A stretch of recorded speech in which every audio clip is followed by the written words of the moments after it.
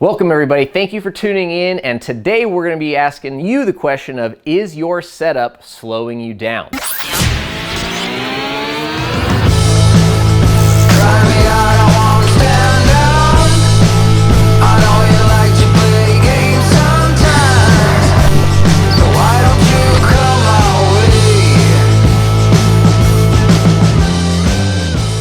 Now this video is going to be part of our Back to Basics series, in which we're going to be offering some tips and techniques and kind of just raising some questions to riders, whether they're kind of more on the advanced level or in that entry beginner level spectrum. In this first video, we're just going to give a real quick gloss over on some of the basic features, but really pose the question of, is your cockpit setup slowing you down and causing you some concerns out on the trail? In front of me here we have the Santa Cruz Nomad CC, which is a bike that we have been testing and riding for a long time. We've got it pretty dialed in. It's got a fairly easy cockpit setup, so bear with us. We will talk a little bit about some of the alternative drivetrain and brake combinations out there that might throw a little wrench in this easy setup. But we want to bring some theories out and get you guys to think a little bit about your setup on your bike. First up, when you get a bike, whether that's off the showroom floor, used, or you build it out of the box, there are going to be some fine tuning, some tweaks, and a little bit of customization that you're going to want to do to get the bike set up for your geometry, your body, and your terrain. First things first, what you're going to want to do, at least in my opinion, is make sure all of your bolts are tight, everything's where it needs to be. When it comes to seat, axles, suspension linkage, all those parts need to be pretty snug and secure. That way you have a stable and reliable platform to start tweaking on these handlebars. What I like to do is get on the bike itself. I'll usually drop the saddle. That way I am in my favorite position, which is kind of more that attack downhill gravity-based position. Now, as you can see, this bike's already been adjusted. The couple of basic tools you're going to need for most bikes is going to be a 4mm Allen, a Torx bit. If you've got a 3-way, that's also a great one because it's going to give you a lot of different tools, 4, 5, and 6, all very handily. But of course, if you've got just individual Allens, those will work fine as well. So what I like to do is loosen up my brake levers and shifters, not to where they're just falling around loosely, but to where you can easily maneuver them as you focus on your bar roll. That's going to be kind of your first, in my opinion, first place to start. So you're going to need the 4mm Allen for this particular stem, and I like to get this thing loosened up just a bit.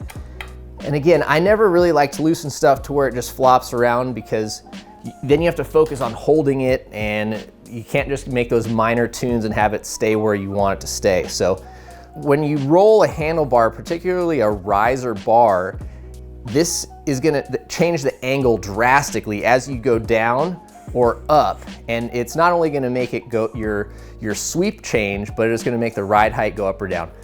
Now, if you envision doing a push-up with your elbows in, and someone comes to either side of you and just nudges you on the shoulder and your elbows are in, you're not gonna have a strong, stable base.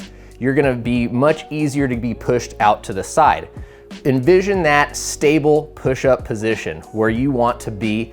No one's gonna push you side to side, and get that handlebar in that spot. As you can see, as I roll the bar back, if you watch my elbows, they start dropping in. Now, I'm not exaggerating, that's just the way the bar rolls, and as you go up, your elbows start going out into a more stable attack position. I like to put my elbows at about this much of a bend, gives me a nice solid base, and I feel like most of my weight preventing me from going forward isn't from the hook of my thumb, but it's more on the outside of the palm of my hand. That's gonna reduce some fatigue, that's gonna give me a wider area to have all my body weight, and I'm gonna be able to stay strong and on point for longer when it comes to descending. So after I get that bar roll dialed in, I will snug up the stem. Now it's important to look, all stems have a slightly different torque spec, as well as the handlebars torque spec. Some stems will have directions to cinch up one side entirely tight and close the gap, whereas others will have more of an even gap, top and bottom, all four sides. So you'll definitely want to note that stem design, if it's to cinch up one side and then just close the other tight, or if all four are going to be evenly spaced. Moving on to the levers, a reason I like to keep those loose for the bar setup is if your levers are in a fixed, locked position, it's going to influence your brain into thinking, oh, this is it, this is where I'm comfortable. But it's because you're focusing on your brake levers, not the bar roll itself. So if you take this out of the equation, just focus on where your bars are going to be, that's going to be a much better spot, and that's why I like to keep this loose, and then you can kind of fine tune the levers after that. Many times we'll see folks out on the trails and their levers are way outside. I mean, that's where they bought them from the shop, whatever it might be. If you're one finger braking and your lever's all the way at the ends here, one, you don't get full stroke, it contacts your knuckles. Two, you're probably going to be rubbing your thumbs on the shifters. And three, it just doesn't give you the most leverage. If you think about a lever arm, the farther out you can get, the better leverage you're going to have. So I like to run my levers inboard quite a bit so that I can hook sort of this part of my finger right here in that crease. It gives you a nice solid stop, and it gives you the ultimate control to really feather that brake lever as you're in the strongest part of that leverage curve. And it just gives you a place to park your finger. You always know you can find that hook and just rest your finger and you're there. So once you've got your inboard outboard position settled, which again, I like to run mine so that my hands, I'm comfortable with my hand on the very edge of the grip. Some people like to hang over, some prefer to be in. I like to have my hand, and palm kind of just right on the edge there. And if you've got a metal lock ring, something to consider is metal transfers energy a lot more than rubber. So if you're dealing with fatigue or pain or anything like that, you may be having some issues of your hand being too far out on that metal ring. So either switch into a grip that's got a single side lock or moving your hand just inboard might be something to consider. So now that I've got my lever position as far as inboard, outboard goes, becomes the question of where do I want my levers to be? And again, there's a lot of different schools of thought here. When you're engaging in dynamic movements, whether that's coming off the back of the bike, major compressions where your body is going down, you're pulling up off of a lip, if you have to bend your wrist sharply to grab your lever, right? I mean, I can see these tendons straining without even doing pulling, pushing, or other maneuvering with a flat lever. Some people say this is the way to cure arm pump. I totally disagree because you're creating a sharp bend and you can see that strain. And to me, it doesn't work. For some people it might, but that is not an efficient flow of energy in my opinion. Likewise, going down too steep is also not good because obviously I'm exaggerating, but some people love to run a really steep lever. They say when they're standing up and over the bike, it's a lot easier to grab. Kudos to you guys too. I find that I'm wanting to come over, and again, fatigue, this is only a small muscle right here. So the more energy I can have bigger muscles use, the better. So I prefer to have my levers in a spot where I've got an almost flat line from the elbow down through the wrist out to the finger. So again, I'll kind of get on that bike, let it sag into the travel. And when I find a nice comfortable spot where I don't have a huge bend, where I'm not too far over and sliding off, that's kind of where I will lock in my levers. After that, T25 for most brakes, I will snug this up. Sometimes when you snug it, it'll move and creep a little, make sure I'm happy. Obviously I've got my lever adjust, pad contact adjust, and that's kind of where I like to be. Now you can see that's a fairly straight, efficient line in my opinion. When you come to tighten your levers, okay, this is a little pro tip from being out on many rides. Do not over tighten this lever. Lots of people will just crank those things down and think that while you're moving and riding, they're gonna pull this thing loose. It's not gonna happen. But what is gonna happen is you're gonna crash, and rather than that brake lever spinning when you hit a tree or a sharp rock, your brake lever is gonna snap and break. I've seen this happen a ton. So snug that down just to the point to where it's not gonna move, right? I mean, this thing's, it's snug, but if I hit something, it's gonna move out of the way.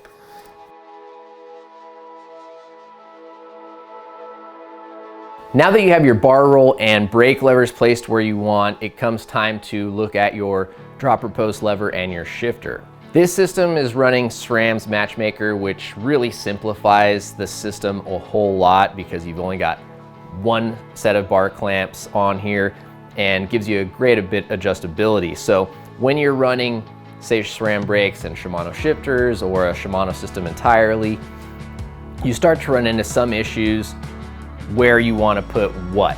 Now on the Matchmaker system, you've got the ability to use these little small Torx bits and slide it inboard or outboard. When you have differing drivetrain and brake manufacturers kind of battling for space, like I said, it can get tricky, but sometimes what I will end up doing is I'll run my shifter inboard of the brake lever. Likewise, I'll also run my dropper post lever inboard of my front brake, because they're so long and you've got those two little adjustable bolts for your reach. And I can usually run those inside the brake levers and get to a spot where I can still reach them easily and not be rubbing them with my thumbs as I'm moving around on the bike. Like with many of the things I've been talking about with bike setup, reducing energy, effort, and thought when it comes to the nuances of your bike is going to have a huge impact on your confidence and your performance out on the trail. If you don't have to think about, man, my thumb's rubbing on the shifter, or I gotta reach way inside to reach that lever, or I feel like my wrist is bent too much to touch that brake, all you have to do is think about what you're doing, and that's navigating your line, staying relaxed and staying calm. So take the extra time, get your shift levers, get your dropper exactly where you want it. It's gonna pay off big time when it comes to you going full speed, however fast or slow that may be, through the gnarliest feature on your terrain. If you round a corner and you have to go up a steep climb or smash that dropper lever and get your seat out of the way, having your cockpit set up exactly where you want it so you don't have to think about it, you don't have to reach or maneuver, it's really gonna make you ride the best that you can ride. The next thing that I would suggest you guys evaluate on your bike is your handlebar height or your stem height on the steer tube. Now, as you can see, we've got our stem placed about in the middle of our steer tube spacers. This is gonna be something that is very dependent on your body, your terrain, and your riding style. What you guys can take away from this is that a higher bar height as a whole is gonna be more comfortable because you're not bent over as far, and it's also gonna give you a little bit more of a confident feel on very steep downhills.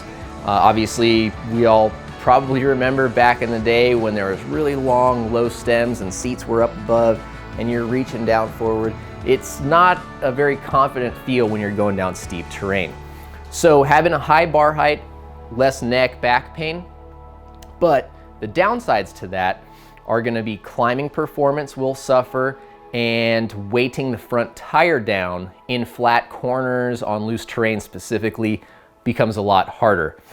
As that weight shifts back with a higher handlebar, when you're sitting down climbing, it's gonna wanna lift that front tire off the ground, especially if you have a lot of sharp switchbacks in your area. That's gonna be something that you're gonna have to fight against. You'll either have to lean forward more to combat that, or you might wanna drop that steer tube 5 or 10 millimeters. If you've got super steep descents, obviously having that thing slammed way down to the bottom is going to put you in this position. And as you could expect from nature, your self-preservation is gonna wanna be like, I don't wanna be down here going down a really steep hill, I wanna be here. The upside to having a very low bar height is you are gonna weight that front tire. It's gonna be great for climbing, slightly more aerodynamic if you really wanna tweak out there. And it's gonna give you climbing and cornering performance gains. That front tire is gonna be definitely weighted down. and again, it'll put you in a much better climbing position. So experimenting with the bar height is definitely something that you can look into and evaluate. If you've been having some neck, wrist, back problems, if you feel like you're a little bit too timid or scared on the downhill, if you feel like your front tire is wandering when you climb steep stuff, or that you can't keep it down when you're going around a switchback climb, it might be worth taking a look at that handlebar height, whether you've got a real high-rise bar or your stem is all the way up on your steer tube. There are definitely a couple of ways that you can work on changing that bar height to better suit your body and the terrain that you ride. Now that I feel really happy with where my cockpit and handlebars are set up, it's time to take a look at saddle height and seat position. Once again, this is going to be dependent on your terrain, the type of riding you do, and what you really want to focus on as a rider. Now with dropper posts, seat height, it can be a little bit more relaxed, you could say, because if you live in a super technical area, you're not going to want to have the super high seat post that might be more efficient and give you the fullest pedal stroke if you live in a flatter area that's a little bit less technical. Having a slightly lower seat post will give you more ability to maneuver on the bike as you navigate very steep climbs. And really, you don't want to be reaching super hard and be maxed out anywhere when you're out on the bike or trying to navigate something techie. Likewise, when you're out on the trail, depending on whether you're going uphill or downhill and how much of each you're doing, that will affect your saddle position. So first up, for me, I am obviously more of a downhill bias rider. I love descending, but I also love technical hill climbs. I love getting up stuff that's gonna be a challenge, and I look at it and I'm like, there's no way I'm making it up it. I enjoy that challenge. So for me, I prefer to run my saddle nose down just a little bit. It helps reduce some discomfort to the undercarriage. It helps put my body weight forward over the front tire, and it kind of just lets me perch up on the back of the seat without feeling that need to be sliding back. If I've got that seat angled forward and I'm going up something really steep, I'm not gonna be wanting to fall or slide off the back, having to hold on to the bars, which one, raises fatigue in the arms, two, it will help pull that front tire off the ground, which is not what you want. So a slightly nose down saddle is gonna give you better climbing performance and just a little bit more comfort, I think, when you're out on the saddle for a long time. So once you get your saddle position dialed, I would say flat to slightly nose down for most applications. You're gonna wanna look at saddle height next. So saddle height, again, it's kind of gonna be a little bit up to you and how much performance you want to achieve out of your ride. But a pretty solid place to start is near full extension when your heel is on the pedal. So as you're at your workbench, if you back pedal down and you have your heel on the pedal, that's gonna give you a straight leg without reaching, or almost a straight leg. That way, when you move to the ball of your foot, you're gonna have a pretty solid base and not be too far to where you're reaching and having to rock your hips, and also not be too low to where you're gonna start getting some knee problems. Now, if you ride in clipless pedals, like I have on this bike here, not being in work boots would be a definite advantage, because once you clip into that pedal, it is going to sort of lower the reach that is. So it's essentially gonna make your seat height change up to maybe a 1/4 inch or so. So I'd say get your general idea set up, get onto your riding shoes, clip in if that's what you're riding, or if you got flats, put those riding shoes on so you can kind of match what your insole and shoe depth is, and that's gonna give you a pretty good feel. Obviously now, once you're in your climbing position, it's probably a good time to recheck your bar roll, your lever position, make sure everything still feels good to you, because this is where you're gonna be spending most of your time while you're on the bike. This is where you're gonna be climbing. Obviously it's not gonna be quite as dynamic or challenging usually, but you wanna make sure that you're still happy when you're in this position. After you get your seat angle, height, cockpit dialed, I'd say it's definitely worth heading out, ride around the street, parking lot, whatever that might be. Stand up, go down some curbs, some stairs, whatever it is. Try to get into some different positions. make sure that you think you're in a good spot. Double check that you've got everything snugged up and secure. After that, time for your first ride out on the trail. So hope you guys enjoyed that. Make sure you take some tools along, readjust, check the bolts, make sure everything's tight, have fun on the trails, and don't be afraid to experiment with your cockpit setup.